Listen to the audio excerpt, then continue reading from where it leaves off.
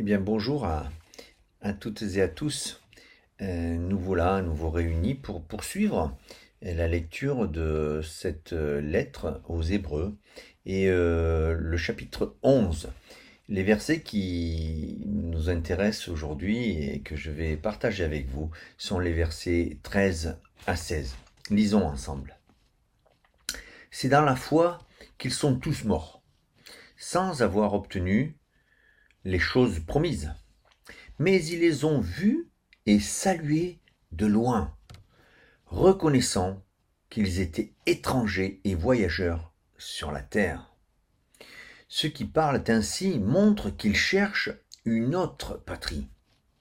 S'ils avaient eu en vue celle d'où ils étaient sortis, ils auraient eu le temps d'y retourner. Mais maintenant, ils en désirent une meilleure, c'est-à-dire une céleste. C'est pourquoi Dieu n'a pas honte d'être appelé leur Dieu, car il leur a préparé une cité. Jusque-là, la lecture de ces versets. Chers amis, tout au long des méditations précédentes, nous avons eu l'occasion d'entendre l'évocation de la foi de tous ces patriarches ou de ces illustres personnages de la parole de Dieu. Une foi vraiment ancrée dans l'espoir à venir.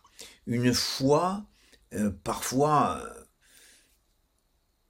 qui ne pouvait souffrir d'aucune menace, une foi fondée, une foi forte.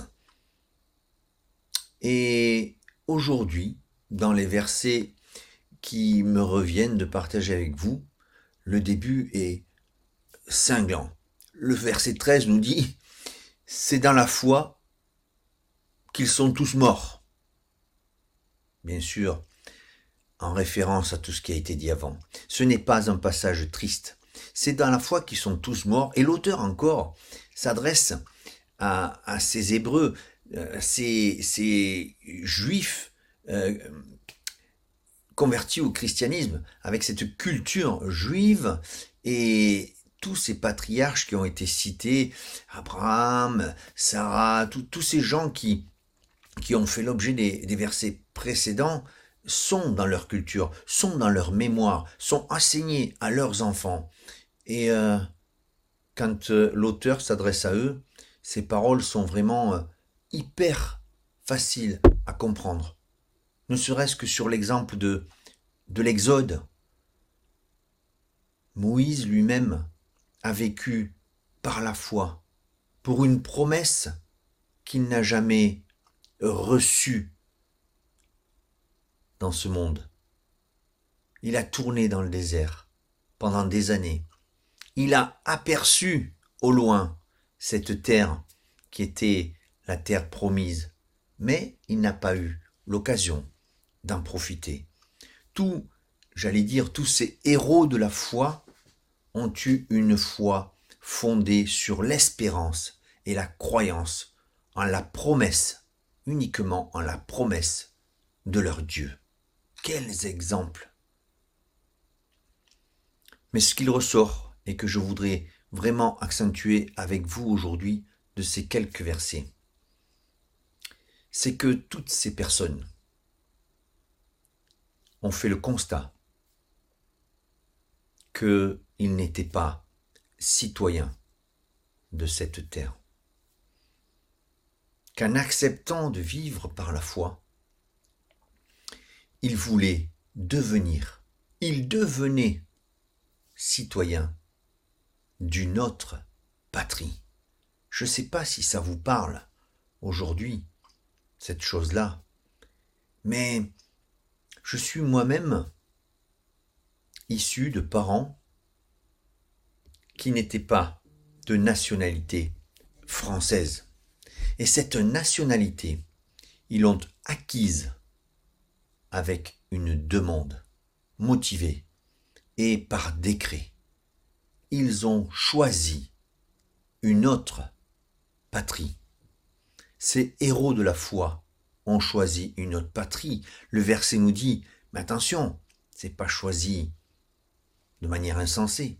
C'est une patrie bien meilleure.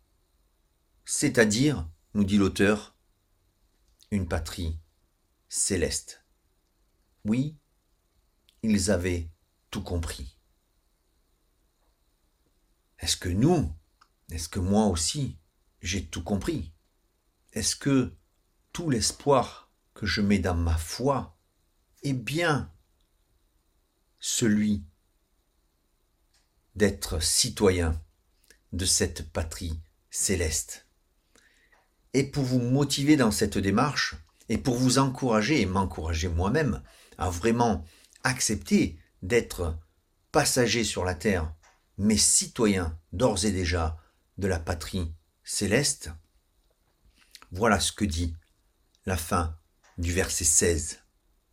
C'est pourquoi Dieu n'a pas honte d'être appelé leur Dieu, car il leur a préparé une cité. Mes amis, frères et sœurs, est-ce que souvent vous entendez quelqu'un qui vous est cher ou quelqu'un que vous connaissez bien, peut-être votre patron, votre supérieur hiérarchique, vous dire « Je n'ai pas honte d'être ton chef ». Est-ce que vous entendez souvent ou est-ce que vous aimeriez entendre un papa vous dire « Je n'ai pas honte d'être ton papa ». Ces paroles touchent et elles viennent de Dieu. Dieu lui-même dit « Je n'ai pas honte d'être ton Dieu ». Et là, il ne s'adresse plus au peuple de l'Exode, il s'adresse au peuple citoyen de la nouvelle Jérusalem. Ce peuple qui, par la foi, a choisi d'être vraiment citoyen de cette nouvelle patrie. Chers amis, faisons vraiment la demande d'acquisition de cette nouvelle nationalité.